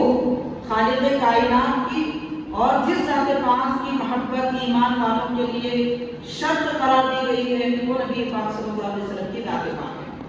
हाज़िरीन सहाबा किराम की ज़िंदगी अगर देखेंगे तो किस तरीके से वो पस्ती से बालाई की तरफ आए, किस तरीके से वो निचले दर्जे से ऊंचे मकाम तक आए, और उनके पास वो क्या जौहर था जिसकी वजह से उनको ये मकाम मिला, वो है मोहब्बत। मोहब्बत की जब बात आती है तो इसके मुताबिक जैसा कि इस्लामी कानून के एतबार से नबी पाक सल्लल्लाहु अलैहि वसल्लम से मोहब्बत रखना ईमान के लिए शर्त है। तो ये कौन सी मोहब्बत है? इसके मुताबिक शायरी फरमाते हैं जैसे हज़रत मुल्ला अली कारी रहमतुल्लाह अलैह और हज़रत शेख अब्दुल हक मुहद्दिस देलवी रहमतुल्लाह अलैह इरशाद फरमाते हैं मोहब्बत की बुनियादी 2 किस्में हैं, हुब्ब इख्तियारी और हुब्ब तबई। एक मोहब्बत ऐसी होती है जो फितरत में होती है, जैसे माँ बाप से मोहब्बत, मौसिन से मोहब्बत, औलाद से मोहब्बत, अपने वतन से मोहब्बत। जैसा कि हदीस से बात में आता है, सही बुखारी की हदीस है, जब मदीने शरीफ करीब आता नबी पाक सल्लल्लाहु अलैहि वसल्लम अपनी सवारी दौड़ाते, तेज करवाते और ये दुआ फरमाते अल्लाहुम्मा हब्बिब इलैना मदीना का हुब्बिना मक्का, कि परवरदिगार जैसे तूने मक्का शरीफ की मोहब्बत मेरे दिल में रखी है ऐसी मोहब्बत मदीने पाक की भी अता फरमा। यानी वतन से मोहब्बत आदमी को तेज कर देती है, तो वतन से भी मोहब्बत होती है। ये सारी मोहब्बतें तबई हैं। कुरान मजीद में अहादीस शरीफा में अल्लाह ताला ईमान वालों को जिस मोहब्बत की तालीम अता फरमा रहा है या जिस मोहब्बत का तकाज़ा रब की तरफ से हो रहा है या मुतालबा किया जा रहा है वो मोहब्बत तबई नहीं है बल्कि इख्तियारी है। यानी یقیناً خالق کائنات کے ہم پر بے شمار احسانات ہیں. وہی تعداد نعمت اللہ لا تحصوها کو خالق تبارک و تعالیٰ کا اعلان ہے کہ تم اللہ کی نعمتوں کو گننا چاہو گے تو شمار نہیں کر سکو گے. اتنے احسانات ہیں. ان احسانات کا تقاضا یہ ہے کہ طبعی محبت ہم اللہ سے رکھیں، لیکن دین یہ چاہتا ہے کہ طبعی نہیں بلکہ اختیاری محبت. اختیاری محبت کا مطلب کیا؟ مطلب یہ سمجھ لیجیے کہ محبت عام طور پر حب جاہ کی وجہ سے ہوتی ہے، حسن و جمال کی وجہ سے ہوتی ہے، منصب و مقام کی وجہ سے ہوتی ہے، اور نسبت و خاندان کی وجہ سے ہوتی ہے. تو یہ خوبصورتی یا کمال یا کسی قسم کا عروج یا کوئی اور مقاصد پیش نظر نہ رکھے جائیں، اس کے بغیر جو محبت کی جاتی ہے اسے حب اختیاری کہتے ہیں. یعنی چاہ کر اللہ تعالیٰ سے، چاہ کر نبی پاک صلی اللہ علیہ وسلم سے محبت کی جائے. نبی پاک صلی اللہ علیہ وسلم کی ذات پاک سے یہ محبت صحابہ کرام کے درمیان میں اس قسم کی تھی، اسی وجہ سے انہیں اس طرح کی بلندیاں ملی. کیسے بلندی ملی؟ دیکھیں حضرت سیدنا فاروق اعظم عمر بن خطاب رضی اللہ عنہ کے متعلق آپ کی سیرت پاک کے مطابق کتابوں میں یہ واقعہ ملتا ہے. اور بانی جامع نظامیہ شیخ الاسلام امام انوار اللہ فاروق رحمۃ اللہ علیہ اپنی کتاب مقاصد الاسلام میں اس کو نقل فرمائے ہیں. ارشاد فرماتے ہیں سیدنا فاروق اعظم رضی اللہ تعالیٰ عنہ کے دور خلافت میں آپ صحابہ کرام کے درمیان جب محفوظ تھے اور کوئی انہمام کسی بات میں گفتگو میں تھے، اس درمیان میں صحابہ کرام اپنے کام میں ہیں، گفتگو میں ہیں، اچانک حضرت عمر رضی اللہ تعالیٰ عنہ ممبر پر کھڑے ہوتے اور ارشاد فرماتے ہیں لوگوں سنو میں ایک بات کہنا چاہتا ہوں. اور اس کے بعد ارشاد فرماتے ہیں کہ جس عمر کو تم اس وقت ممبر پر دیکھ رہے ہو یہ وہ عمر ہے کہ پچھلے زمانے میں فلاں وادی میں بکریاں چرایا کرتا. یہ کہہ کر آپ بیٹھ جاتے ہیں. تو لوگوں نے عرض کیا کہ حضرت بلا وجہ بلا داعیہ آپ یہ بات کیوں ارشاد فرما رہے ہیں؟ تو ارشاد فرماتے ہیں کہ میرے نفس میں یہ خیال آیا، میرے نفس میں یہ تصور پیدا ہوا کہ اے عمر تم بھی کیا شان رکھتے ہو کہ اتنے بڑے بڑے جلیل القدر صحابہ کرام جنہوں نے بڑے بڑے میدانوں کو اپنی طاقت کی بنیاد پر زیر کر دیا ہے، یہاں کے ایک اشارے کے انتظار میں بیٹھے ہوئے. تو حضرت عمر رضی اللہ تعالیٰ میں ارشاد فرماتے ہیں جب میرا نفس مجھے یہ تصور دے رہا تھا میں نے اسے اس کی حقیقت یاد دلائی کہ ہم کیا تھے. ہمارا حال تو یہ تھا کہ ہم بکریاں چرایا کرتے تھے، مگر نبی پاک صلی اللہ علیہ وسلم نے ہمیں اتنا بلند فرما دیا کہ اسلام کے ممبر پر کھڑا کر دیا اور امیر المؤمنین بنایا، خلیفۃ المسلمین بنایا. قوت عشق تھی جس کی وجہ سے حضرات کو یہ بلندی ملی. تو حالین آج بھی انسانیت اگر اپنی دنیا آخرت کی بلندی، قلب و روح کی بلندی اور اپنے ہر اعتبار سے تجارت وغیرہ معیشت کی بلندی چاہتی ہے تو اسے چاہیے کہ وہ اپنے محسن خالق کائنات سے اور نبی پاک صلی اللہ علیہ وسلم سے محبت مضبوط کر دی جائے، کیونکہ اسی کی وجہ سے تحت میں عشق محمد سے اجالا ہوگا. اجالا کر کے فرما رہے ہیں کہ یہی عشق ہے جس کی وجہ سے زمان میں اجالا ہوگا. اب اجالا کیسے ہوگا؟ جیسا کہ حضرت پروفیسر صاحب نے فرما رہے ہیں کہ دنیا بھر میں علماء کرام نے اولیاء اعظام نے دین کی خدمت کرنے والوں نے ایسا علم پھیلایا اور ایسی روشنی اسلام کی پھیلائی کہ سورج کی روشنی اس کے سامنے باندھ ہے. ماشاءاللہ ہر طرف اہل اسلام ہے، ہر طرف خزانے نظر آتی ہیں، ہر طرف لوگ گرویدہ ہیں رب تبارک تعالیٰ کے دربار میں سجدہ نیاز جھکانے کے لیے ان کے پیشانیوں میں سجدے تڑپ رہے ہیں. یہ کیفیت ایمان والوں کے دل میں پائی جاتی ہے. یہ سب کیا ہے؟ نبی پاک صلی اللہ علیہ وسلم کے نام پاک کا اجالا ہے جو دنیا میں پھیلا ہوا ہے. اور یہ اجالا تو معنوی اجالا ہے، حقیقی اجالا بھی نبی پاک صلی اللہ علیہ وسلم کی ذات پاک سے اور نام پاک سے پھیلتا ہے. مسند امام احمد اور مستدرک حاکم کی حدیث پاک میں آپ کے مشاہدات کرنے کے بعد اپنے ختم کروں گا کہ حضور پاک صلی اللہ علیہ وسلم صحیح بخاری میں بھی مختصر طور پر آئی ہے حدیث پاک، تفصیلات ان دو کتابوں میں ہیں، مسند امام احمد اور مستدرک حاکم میں. نبی پاک صلی اللہ علیہ وسلم نماز عشاء کے بعد صحابہ کرام کے درمیان کچھ گفتگو فرما رہے تھے. رات کا اندھیرا جب زیادہ ہو گیا تو صحابہ کرام بیٹھے ہوئے تھے، باقی سب حضرات جب چلے گئے تو حضور پاک صلی اللہ علیہ وسلم نے انہیں رخصت فرمایا تو انہوں نے تذبذب کیا جانے کے لیے. اللہ کے نبی صلی اللہ علیہ وسلم سمجھ گئے کہ ان کا مسئلہ کیا ہے، لہٰذا ارشاد فرمایا ذرا مسجد کے باہر جاؤ، اگر کوئی لکڑی پڑی ہوئی تو لاؤ. جب وہ لکڑی لائی گئی تو حضور پاک صلی اللہ علیہ وسلم نے اس پر پھونک ماری تو وہ لکڑی بغیر آگ کے روشن ہوتی ہے. جیسے کہ اس وقت دنیا میں لائٹ ہوتی ہے، گولے ہوتے ہیں، ٹیوب لائٹ ہوتی ہے، اس طرح روشن ہو گئی اور صحابہ کرام اس کی روشنی میں اپنے مقامات تک پہنچ گئے. یہ حدیث پاک ہے. نام پاک مصطفیٰ کی تعلیمات کی بھی روشنی جہاں میں ہے اور آپ کے نام پاک کی ذات پاک کی روشنی بھی جہاں میں موجود ہے. بہرحال ہر طرح کی روشنی ایمان والوں کو اللہ تعالیٰ کی سربلندی اگر ایمان والوں کو مل سکتی ہے تو وہ حضور پاک صلی اللہ علیہ وسلم اور اللہ تبارک و تعالیٰ کی ذات پاک کے ساتھ عشق اور محبت کے ساتھ ملتی ہے. اللہ تعالیٰ ہم سب کو حقیقی محبت کی چاشنی عطا فرمائے. صلی اللہ تعالیٰ وسلم علی خلیقہ سیدنا محمد وعلی آلہ واصحابہ اجمعین. الحمد للہ رب العالمین.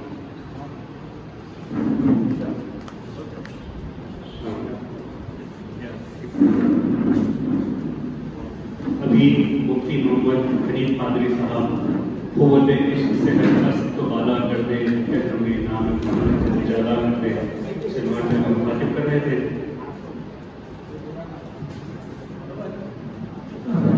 میں پروفیسر عبد المجید صاحب کا بہت بہت شکر گزار ہوں کہ اپنی مصروفیات کے باوجود وہ یہاں تشریف لائے اور مخاطب کیا. صاحب کو کہیں اور مصروفیت سے جانا ہے اس لیے وہ بھی یہاں سے جا رہے ہیں.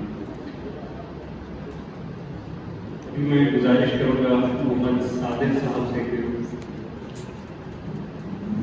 جناب ڈاکٹر اسلام الدین جہد صاحب سے کہ وہ مخاطب کریں. آپ کا عنوان ہے حضور کریم صلی اللہ علیہ وسلم کی سیرت میں استقامت کا پہلو.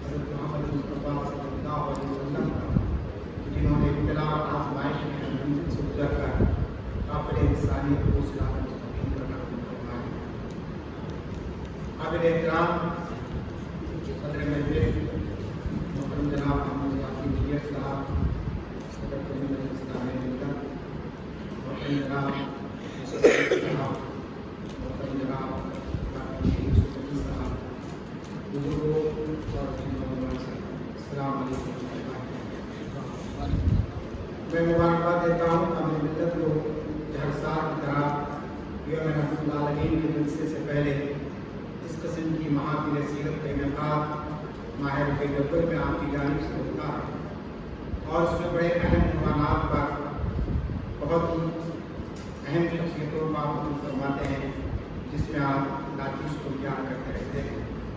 گزشتہ 10 برس سے میں ان محافل سیرت کو اور رمضان میں ہونے والے قرآن مذاکرات کو شرف مطابق کا مجھے شرف حاصل ہوا اور انشاءاللہ آئندہ بھی ہمارا یہ خدمت ہماری جاری رہے گی. ماہ ربیع الاول کے چاند کے آمد کے ساتھ ہی یقیناً ہمارے دل میں نبی اکرم صلی اللہ علیہ وسلم سے محبت کا جذبہ امٹ کر آتا ہے. ویسے تو زندگی کے ہر لمحے میں ہم حضور پاک صلی اللہ علیہ وسلم کا ذکر اپنے سینوں میں سجائے رکھتے ہیں، لیکن عام طور پر ماہ ربیع الاول کے آغاز کے ساتھ ہی بڑا ہی نوجوان ہو یا ان پڑھ ہو، امیر ہو کہ غریب ہو، عالم ہو کہ عامی ہو، ہر ایک کے اندر نبی اکرم صلی اللہ علیہ وسلم کی حیات طیبہ کے واقعات کو سننے اور سنانے کا ایک فطری جذبہ پیدا ہو جاتا ہے. اور یہ صرف شہروں کی حد تک نہیں ہے بلکہ اللہ کے فضل سے چھوٹے چھوٹے قریوں کے اندر بھی آج سیرت کے جلسے اور میلاد کی محفلیں منعقد ہو رہی ہیں. تو یہ جو شعور بیداری کا کام ہوا ہے اور نبی کریم صلی اللہ علیہ وسلم سے محبت، قرآن سے عشق اور اللہ تعالیٰ کی توحید پر اٹوٹ یقین جو ہم آج محسوس کرتے ہیں، یہ دراصل ہماری مسلم تنظیموں کی جدوجہد اور ان کی کاوشوں اور ہمارے بزرگوں کی محنتوں کا نتیجہ ہے. آج جو میں نے عنوان لیا ہے یہ عنوان ہے حضور اکرم صلی اللہ علیہ وسلم کی سیرت میں استقامت کا پہلو. عام طور پر ہمارے سیرت کے جلسوں میں، میلاد کی محفلوں میں हम हुजूर अकरम सल्लल्लाहु अलैहि वसल्लम के अखलाक करीमा को बयान करते हैं। आप उम्महातुल मोमिनीन के साथ आपका ताल्लुक कैसा था उसको बड़े अच्छे अंदाज में बयान किया जाता है। आप सहाबा किराम सल्लल्लाहु अलैहि वसल्लम के सहाबा किराम के साथ आप जिस तरीके से शफक़त से पेश आते थे और उनकी दादरसी करते थे, वो वाक़यात में सुनते आते रहते। कुफ़ार मक्का और मुशरिकीन मदीना के साथ आपके जो रवाबित रहे उस पर भी हमारी सीरत की कॉन्फ्रेंसों में बहुत बड़े मकाले भी पढ़े जाते हैं, अच्छी तकरीरें भी होती है। लेकिन मैं ये महसूस कर रहा हूँ असर हाज़िर में मौजूदा दौर में नबी करीम सल्लल्लाहु अलैहि वसल्लम की हयात तय्यबा का हर पहलू अहम है हमारे लिए। आपका उठना बैठना, खाना पीना, चलना, आपकी निजी ज़िंदगी, आपकी इंफरादी ज़िंदगी से लेकर इज्तिमाई ज़िंदगी तक हर पहलू में हमारे लिए रहनुमाई है। आपकी ज़ात अक़दस हमारे लिए एक मशअल राह, और अगर ज़रा भी समूह में इख्तिलाफ करते हैं तो हम गुमराही के दलदल में फंस जाएंगे। लेकिन इसके साथ साथ हुज़ूर अकरम सल्लल्लाहु अलैहि वसल्लम की हयात तय्यबा के बाद ऐसे पहलू हैं जो दीदा व दानिस्ता या नादानिस्ता तौर पर हमारी मीलाद की महफिलों में और सीरत के जलसों में उसको गुमराह नहीं बनाया जाता। और हो सकता है कि नादानिस्ता तौर पर हो रहा हो सकता है कि लोग इससे वाकिफ ना हो, या हम उतना सीरत को नहीं पढ़े तो उस पहलू को ला सकें। लिहाजा जैसे ही बिरादर मोहतरम मईस साहब ने मुझे फ़ोन किया तो मैंने कहा कि ये उन्वान आप रखिए मेरे, ये मेरा अपना दिया हुआ उन्वान, मेरे चॉइस का उन्वान है। और मैं इसलिए ये उन्वान लिया हूँ कि आज वक्त का तकाजा है कि हम नबी करीम सल्लल्लाहु अलैहि वसल्लम की इनकलाबी शख्सियत को दुनिया के सामने पेश करें। इस्तिकामत का पहलू कि एक चट्टान की तरह आप कैसे मर्दों पर साबित कदम रहे। एक शायर ने कहा था कि होशमंदों का तो हाल ये है कि हर बुज़दिली को मसलियत समझे, और वो दीवाने ही थे जो मसले जारी पड़े। तो आज आप देख रहे हैं कि हर बुज़दिली को हम मसलियत समझ रहे हैं, हर कमजोरी को भी समझने के लिए सब हालात का तकाज़ा। ज्यादा जोर से बात मत कीजिए। बाद मुकामात पर मैं जा रहा हूँ, मुझे अफसोस हो रहा है कि लोग ये कहेंगे साहब ये मत बोलिए, ये मत बोलिए, ये मत बोलिए। मैंने कहा बुलाई बोले, आप बुलाने नहीं सकते, ये नहीं बोलना, आपको नहीं बोलना, आप मत बोलिए साहब, आप हुकूमत के खिलाफ मत बोलिए। हुकूमत के खिलाफ कोई सियासी जलसा है, अक़लियतों के हुकूक पे हम बोलेंगे, हम बोलेंगे कि इस्लाम की तबलीग क्या है, इस्लाम की दावत क्या है। तो ये अगर नहीं सुनना चाहते तो बुलाइए। आप अगर कहेंगे कि भाई आप हमारे हिसाब से बोलिए और आपकी तकरीर से हम सियासी रोटियां सेकेंगे, हम सियासी ओहदे करेंगे, तो मैं बोला इस्लामुद्दीन मुजाहिद को आप माफ कर दीजिए। मैं तो सीढ़ी नहीं हूँ, कोई जीना नहीं हूँ कि आप मेरे पर चढ़ के आप चले जाए। तो ये आपको मालूम है कि उम्मत का मिजाज बन चुका है, बता रहा हूँ आपको। तो आज इस्तिकामत के पहलू को आप सामने लाइए। हुज़ूर अकरम सल्लल्लाहु अलैहि वसल्लम मिसवाक फरमाते थे, हुज़ूर अकरम सल्लल्लाहु अलैहि वसल्लम मीठा खाते थे, हुज़ूर अकरम सल्लल्लाहु अलैहि वसल्लम जो है ना बहुत अच्छे लोगों से पेश आते थे। सारी चीज़ें अपनी जगह पर है, लेकिन जब हक़ के गलबे की बात आ गई और जब अल्लाह के पैगाम को आम करने की बात आ गई, तो आप जानते हैं कि खातमुन नबिय्यीन ने पूरी दुनिया बातिल ताकत एक तरफ ठहरी थी, आपकी शख्सियत एक तरफ ठहरी थी, और आपने कोई समझौता नहीं किया। क्यों? कि कुरान मजीद की आयत मैंने आपके सामने रखी, वल्लज़ी अरसला रसूलहु बिल हुदा व दीनिल हक़ लियुज़हिरहु अला दीनि कुल्लिही वलौ करिहल मुश्रिकून। हज़रत मोहतरम मुझे इजाज़त है कहने के कि ये दीन इसलिए आया है कि लियुज़हिरहु अला दीनि, कि तमाम अदियान पर इसको गलबा आता हो। राम और रहीम एक नहीं हो सकते, रामायण और कुरान एक नहीं हो सकती है। अगर कोई ये समझ रहे हैं कि साहब इस मुल्क में रहना है तो आप राम के साथ, रहीम के साथ आप राम की भी तारीफ कीजिए। अगर आप तराने मिल्ली पढ़ते हुए आप जो है ना वो भी पढ़िए चट्टोपाध्याय का, जिसके अंदर जो है सो जमीन को जो सो माता कहा गया है, खुदा कहा गया है, तो ये होने वाली बात नहीं। अगर हम तराने मिल्ली पढ़ते हैं तो मोहब्बत है वतन की, लेकिन खुदा की परस्तिश उसको तालीम नहीं दी गई। लेकिन अगर आप उसको तराने मिल्ली की बुनियाद पर वंदे मातरम से जोड़ते हैं तो ये बात हमारे लिए काफी कबूल नहीं हो सकती है, क्योंकि इस्लाम शिर्क की तालीम नहीं देता। अब आइए आप नबी करीम सल्लल्लाहु अलैहि वसल्लम की ज़ात अक़दस शुरू से आखिर तक आप जानते हैं कि रहमतुल आलमीन की शख्सियत है।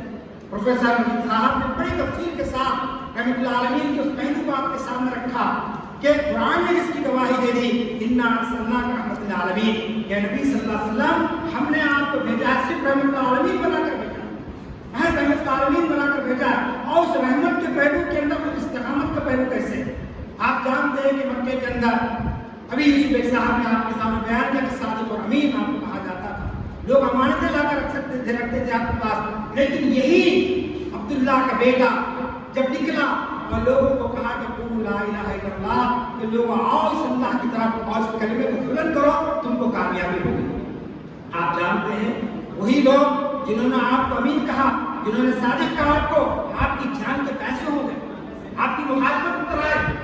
हत्ता का तारीख बहुत मशहूर है। इस्तिकामत का पहला पहलू मैं आपको चंद झलकियां रखूंगा, 15 मिनट के अंदर बात खत्म कर दूंगा मैं 4:15 बजे तक। आप जानते हैं कि नबी करीम सल्लल्लाहु अलैहि वसल्लम की दावत का इब्तिदाई दौर है और मक्के में दावत गूंज रही है और आपके चचा मोहतरम आपकी सरपरस्ती कर रहे हैं, क्योंकि आप जानते हैं कि आपके दुनिया में आने से पहले आपके वालिद गिरामी अब्दुल्ला दुनिया से रुखसत हो चुके थे। कुछ दिनों के बाद आपकी वालिद मोहतरमा ने दाई अजल को लब्बैक कहा, उसके कुछ दिनों के बाद दादा ने भी दुनिया से रुखसत ले ली, तो सारा बोझ जो पड़ गया था वो तक तारीफ पर पड़ा। और जब आपने कहा कि लोग आओ अल्लाह की तरफ, तो मक्के वाले पूरे मिलकर पहुंचे अबू तालिब के पास, कहा कि अबू तालिब आपके भतीजे जो बात कह रहे हैं ये हम कबूल करने वाले नहीं हैं, हम तो रात और उज़्ज़ा की पूजा करने वाले, उनकी परस्तिश करने वाले हैं, आप रोको अपने भतीजे को। और हम चूंकि आपकी इज्जत करते हैं, आपका एहतराम करते हैं, आप मक्के के शुरफा में से आपका ताल्लुक है, लिहाजा हमारे हाथ नहीं उठ रहे हैं, आप अपने भतीजे को ताकीद कीजिए। आज की इस्तिलाह में वार्निंग थी, वो एक धमकी थी। हजरत अबू तालिब सुनते रहे, सब्र का पैमाना जब ब्रेक हो गया तो बुलाया और जुमला तारीख में नोट ऐसे लिखता हुए पढ़िए कि अबू तालिब ने कहा कि भतीजे मुझ पर इतना बोझ न डालो कि मैं उसको संभाल न सकूं। अब आप बताइए, एक जाहिरी सहारा, एक बच्चा है, यतीम और यसीर है, दुनिया में कोई उसका सरपरस्त नहीं है, उसके सामने एक मजबूत सुकून और मजबूत सहारा कह रहा है कि अब मुझ पर इतना बोझ न डालो कि मैं बर्दाश्त न कर सकूं। आम इंसान होता तो क्या करता? कहता कि चाचा जान ठीक है, मैं दावत से बर्दाश्त होगा, मैं छोड़ देता हूँ दावत को, लेकिन कुर्बान जाइए नबी करीम सल्लल्लाहु अलैहि वसल्लम की इस्तिकामत पर। क्या आपने कहा कि चाचा जान अगर ये लोग एक हाथ में चांद और दूसरे हाथ में सूरज भी रख देंगे तो मैं अपनी दावत से फिरने वाला नहीं हूं। दान ये दावत मुकम्मल हो जाएगी या मैं दुनिया से रुखसत हो जाऊंगा।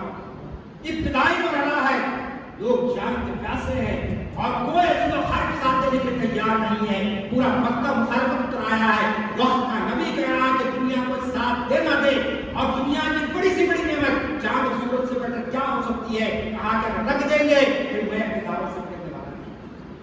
भतीजे के इस अटूट की खान को देखकर, इस इस्तिकामत को लेकर चाचा ने कहा कि जाओ तुम आज़ादी से काम करो, मेरी पूरी अखलाकी दाई तुम्हारे साथ है। और फरमाइए ये दुनिया के सामने पैगाम। फिर दावत फैलते चले गई। मक्के वालों ने साजिशें की, इनाम इकराम की बारिश की, कहा कि अगर दौलत चाहते हैं तो पूरी दौलत मक्के की लाके तुम्हारे खत्मों में डाल देंगे, तुम इस दावत से बात आ जाओ। तुम अगर कोई खूबसूरत तरीन मक्के की दोशीला से शादी करना चाहते हैं तो हम ढूंढ कर लाएंगे, खूबसूरत तरीन तुम्हारे कदमों में लाकर डाल देंगे। कहा गया अगर तुम सरदारी चाहते हैं पूरे खबार की, हम अपने सरदारी से दस्तबरदार हो तो तुमको सरदार बनाएंगे। लेकिन आपने कहा कि लोगों ने मुझे सरदारी चाहिए, न मुझे खूबसूरत औरत चाहिए, बल्कि मैं तो इस दीन को म्यूजियम और दीन क्या मिशन पर आया हो कि सारे अदियाने बातिला को खत्म करके इस दीन को जारी और नाफिज करके चला जाऊं। आप जानते हैं कि आजमाइश आई, फिर मरहला इस्तिकामत का देखिए कि शहर में भी तालीम में ले जाकर कैद कर दिया गया आपको और आपके जानिसार सहाबा। और शहर में तालीम क्या एक ऐसी घाटी कि जहां पर खाने के लिए कोई दाना नहीं पहुंच सकता था, जहां कोई जरूरत की तकमील नहीं हो सकती थी। इन सरनासिर ने महज इस कलमे की बुनियाद पर कहता है कि इसका कोई माबूद नहीं, पूरे शरीफ नफ्स लोगों को जिन्होंने अल्लाह के नबी पर ईमान लाया और एक अल्लाह को अपना खालिक और मालिक तस्लीम किया, उन सारों को ले जाकर घाटी में कैद कर दिया गया। आप बताइए 3 साल का अरसा, 1-2 दिन नहीं। आज अगर कोई सियासी लीडर, कोई आवामी लीडर अगर चिपचिपा जेल में कैद होता है तो घर से ज्यादा सहूलत वहां मिल जाती है। घर में वो सहूलत नहीं मिलती। टीवी आ जाता है, अखबार आ जाते, सारी चीजें आते, अखबार में रोजाना बयान आता है अपनी तारीख में। लेकिन 1400 साल पहले की घाटी का तसव्वुर कीजिए, बंद कर दिया गया।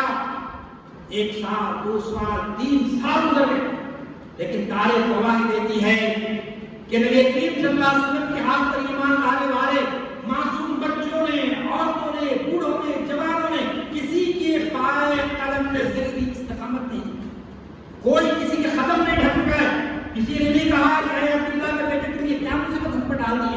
क्या परेशानी में आ गए।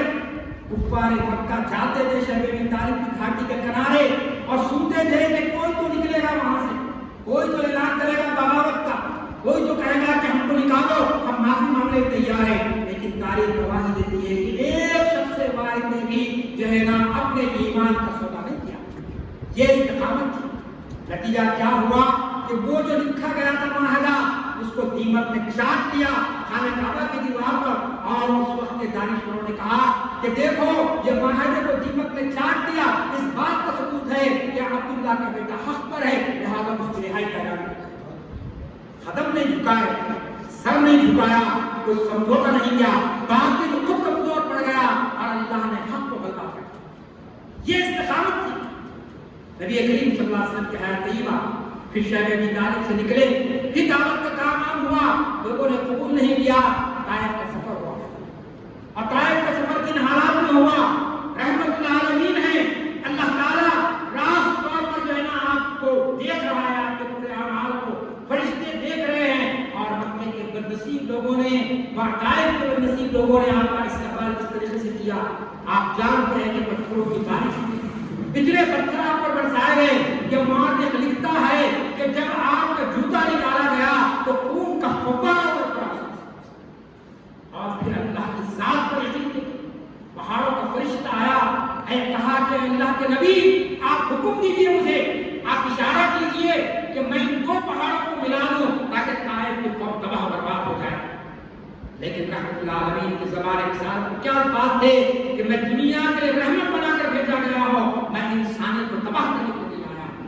और फिर फरिश्ते तू नहीं जानता कि मेरा रब मुझे देख रहा है, वो मेरी हिफाजत करेगा। वो रब जिसने इब्राहिम को दहकती आग में बचाया, जब नमरूद ने डाल दिया आग में, कहा कि इब्राहिम की दावत कब हो गई, लेकिन अल्लाह ने कहा कि जो बंदा मेरे रास्ते में निकलता है आग के शोले में भी वो जैसे गुजार है। चुनांचे नबी करीम सल्लल्लाहु अलैहि वसल्लम पर ताइफ में पत्थरों की बारिश हुई, जिस्म निढाल हो गया, आप बेहोश हो गए। लेकिन इसके बावजूद हम देखते हैं कि कोई कॉम्प्रोमाइज, कोई समझौता, कोई बातिल से किसी किस्म का ले और दो का मामला आपने नहीं किया। ये वो पहलू है जिसको आज उम्मत के सामने लाने की जरूरत है। फिर अल्लाह की जात पर यकीन, अल्लाह के दावत पर यकीन कैसे? हिजरत का मरहला है, लोगों ने इनाम लगा दिया कि जो शख्स इसको पकड़ कर लाएगा जिंदा या मुर्दा 100 ऊंट सुर्ख हम उसको इनाम के तौर पर देंगे। लेकिन आप जानते हैं कि लोग निकले और पकड़ने की कोशिश की। तारीख में वो नाम आता है सुराका बिन जैशिम का, जिसने आपका पीछा किया और जब आमना सामना हो गया, तलवारें चल गई। उस वक्त आपने देखी दावत पर आपको कितना कि कहा कि सुराका मैं तुम्हारे हाथों में ऐसा किसरा के गंदन देख रहा हूं। ये यकीन की कैफियत, ये जो ना अल्लाह ताला के मेरे प्रस्तुत पैगंबर होने के नाते कि अल्लाह ताला हमको नाकाम नहीं करेगा, हमको रुस्वा नहीं करेगा, अल्लाह ताला हमको दुनिया में कामयाब और बामयाब करेगा। चुनांचे वाक़यात बहुत तफसीली, इन वाक़यात को अगर हम पढ़ेंगे, ये वाक़यात इसलिए नहीं सुनाए जाते हैं कि सिर्फ हम यहाँ बैठकर बाबा कर लें। यकीनन ये ईमान की ताज़गी का जरिया बनते हैं, इससे हरकत और का जज्बा हमारे अंदर पैदा होता है। आज आपको मालूम है रिसर्च करके ये बात कही गई कि सिर्फ हैदराबाद में जितने सीरत के जलसे होते हैं पूरे पाकिस्तान में इतने जलसे नहीं होते। ये बहुत अच्छा पहलू है, खुशाइन पहलू है कि बड़े बड़े जलसे गली गली जलसे होते हैं। 15 से 15-20 साल से आप देखें मुखरी नहीं मिलते लोगों को कि इतने जलसे हम कर रहे हैं। लेकिन इन जलसों के जरिए तो मैसेज जाना चाहिए था, जो पैगाम करना चाहिए था, क्या वो पैगाम जा रहा है?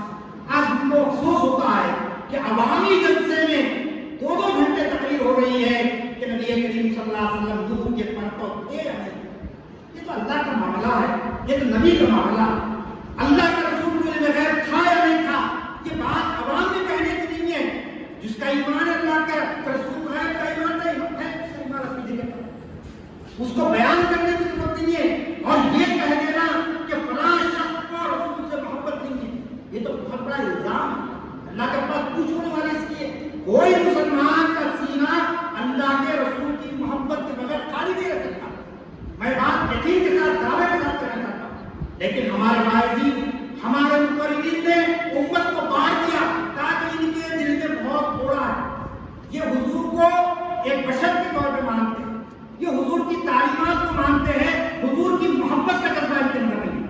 आपके पास कौन सा पैरामीटर है, कौन सा थर्मामीटर है आपके पास जिससे आप किसी की मोहब्बत को जान सकें? आप जानते हैं कि जब नबी करीम सल्लल्लाहु अलैहि वसल्लम ने फरमा दिया ला युमिनु अहदुकुम हत्ता अकुना अहब्बा मिन वलदिही व वालिदिही वन नासी अजमईन, कोई शख्स उस वक्त तक के मोमिन नहीं हो सकता जब तक कि मेरी मोहब्बत उसके दिल में उसके माँ बाप और सारे इंसानों से बढ़कर ना हो। हाँ बताइए कौन बदबख्त है जो हुजूर अकरम सल्लल्लाहु अलैहि वसल्लम से वालिहाना मोहब्बत रखता और नहीं रखता है तो उससे ज्यादा कोई बदनसीब इंसान दुनिया में नहीं है। लेकिन मोहब्बत के मज़ाहिर जो सामने आए, सिर्फ ज़बान से मोहब्बत नहीं, सहाबा किराम की जिंदगियों को देखिए, औलिया किराम की जिंदगियों को देखिए कि ज़बान से मोहब्बत के नारे नहीं दिए उन्होंने, बल्कि अमली तौर पर उसको सबको दुनिया के सामने पेश किया।